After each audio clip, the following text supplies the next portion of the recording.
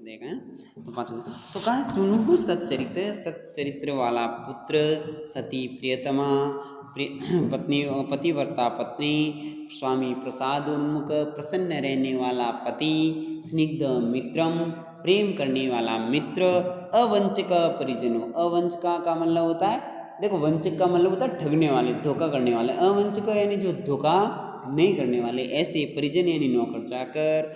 निक्लेश लेशम मन, जो आपका मन है वो निक्लेश यानी क्लेश का मतलब दुख, निक्लेश यानी बिना दुख के, दुख का लेस मात्र भी यानी बूंद मात्र भी नहीं हो, ऐसा आपका मन आकार रुचिर, और आपका आकार का मतलब चेहरा सुंदर। स्थिरच विभव, विभव का मतलब संपत्ति हमेशा स्थिर रहे।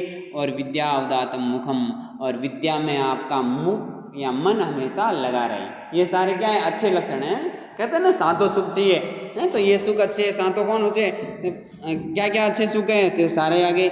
एक तो अच्छा पुत्र हो गया, अच्छी पत्नी हो गई, अच्छा पति हो गया, अच्छे मित्र हो गए हैं, और अच्छे नौकर चाकर हो गए, मन हमेशा प्रसन्न रहने वाला हो गया, चेहरा आपका बहुत सुंदर है, धन संपत्ति आपके पास हमेशा रहती है, और पढ़ाई में आपका मन हमेशा लगा रहता है। तो ये सब सुख कब होते हैं, तो कहा है तुष्टि विष्टप कष्ट हारिणी हरो। तुष्टि यानी संतुष्ट होने पर, किनके संतुष्ट होने पर, तो कहा है हरव यानी विष्णु के, भगवान विष्णु के संतुष्ट होने पर ही मनुष्य को ये सुख मिलते हैं। अब हरो कैसा, यहाँ हरि का विशेषण दिया है, कहा है विष्टप कष्ट हारिणव।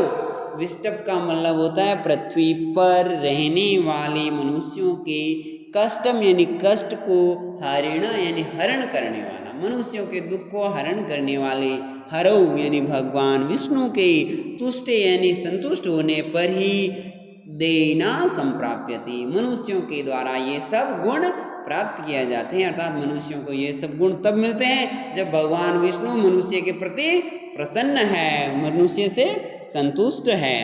अन्वय से देख लें, कहा है विष्टप कष्ट हारिणी हरऊ। देखो विष्टप, पृथ्वी को विष्टप क्यों कहते हैं, विष का मतलब होता है रहने की जगह है, पृथ्वी, विष का मतलब प्रवेश करना, आप पृथ्वी पर ही प्रवेश करते हो, भले बाहर से कमरे के अंदर ही आए फिर भी तो प्रवेश ही तो किया है, पृथ्वी पर ही है। तो कहा है विष्टप का मतलब पृथ्वी पर रहने वाले, कौन रहते हैं, सभी जानवर मनुष्य इत्यादि सब।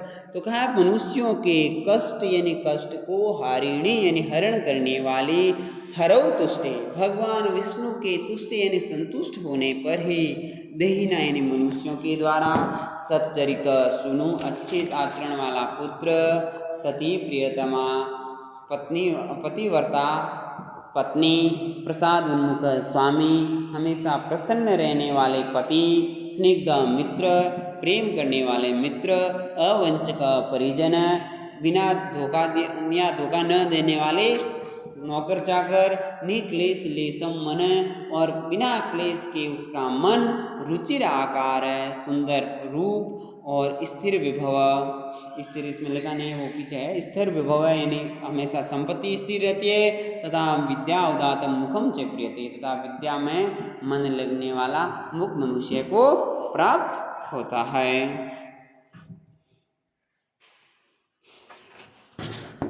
अब चलो नेक्स्ट एक और कर देते हैं। कहा है प्राण घाता निवृत्ति ही परधन हरणी संयम, सत्यवाक्यम काली सत्या प्रदानम, युवती जन कथा मूक भाव परेशाम,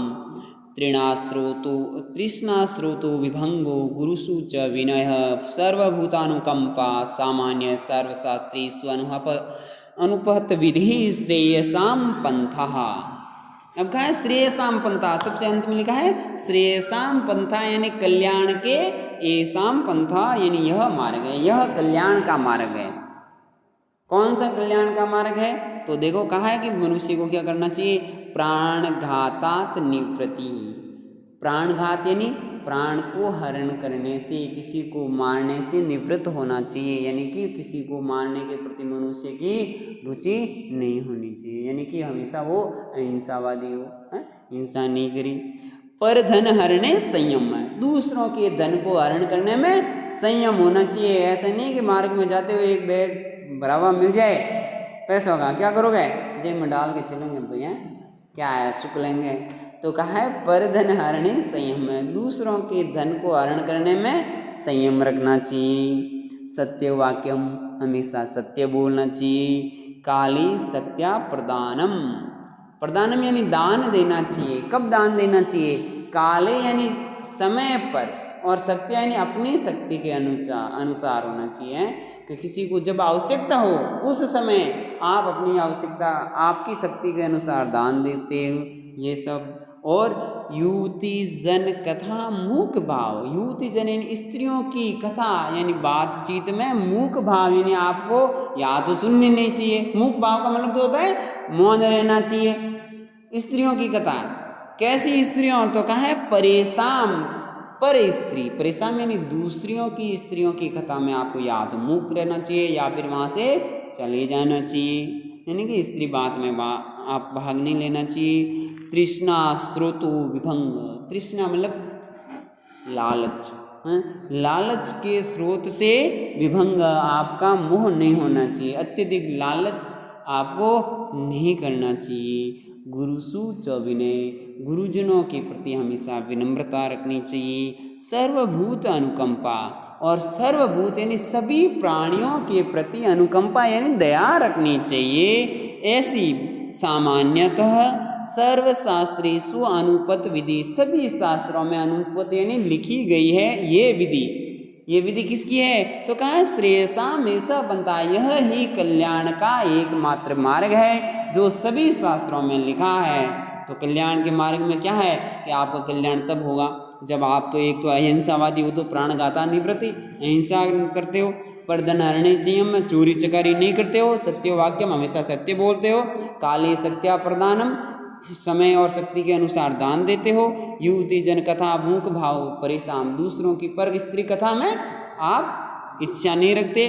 तृष्णा स्रोतो विभंग, लालच में आप हमेशा दूर रहते हैं। गुरुसु च विनय, गुरुजनों के प्रति विनम्रता रखते हैं। और सर्वभूत अनुकंपा, सभी लोक प्राणियों के प्रति आप यदि दया रखते हैं तब आपके कल्याण हो सकता है। अन्वय से देख लें एक बार कि प्राण घातात निवृत्ति, हिंसा करने से निवृत्त होना चाहिए, अर्थात हिंसा के प्रति आपकी इच्छा नहीं होना चाहिए, उससे पृथक रहना चाहिए। पर धन हरणे संयम में, दूसरों के धन को हरण करने में संयम रखना चाहिए, आपको पर धन हरण नहीं करना चाहिए। सत्य वाक्यम, सत्य बोलना चाहिए। काले सत्यास प्रदानम, काल और शक्ति के अनुसार दान देना चाहिए। परेशान युवती जन कथा मूक भावम, पर स्त्री कथा संवाद में मौन रहना चाहिए। तृष्णा स्रोतो विभंग, लालच के स्थानों पर आपका मोह नहीं होना चाहिए। गुरुसु विनय, गुरुजनों के प्रति विनम्रता होनी चाहिए। सर्वभूत अनुकंपा, सभी प्राणियों के प्रति दया। ऐसा यानी यही सर्वशास्त्रेषु यानी सभी शास्त्रों में अनुपत विधि, लिखी गई विधि ही सामान्य सामान्यते श्रेयसाम पंथा, श्रेयसाम पंथा यानी कल्याण के मार्ग है। चलो।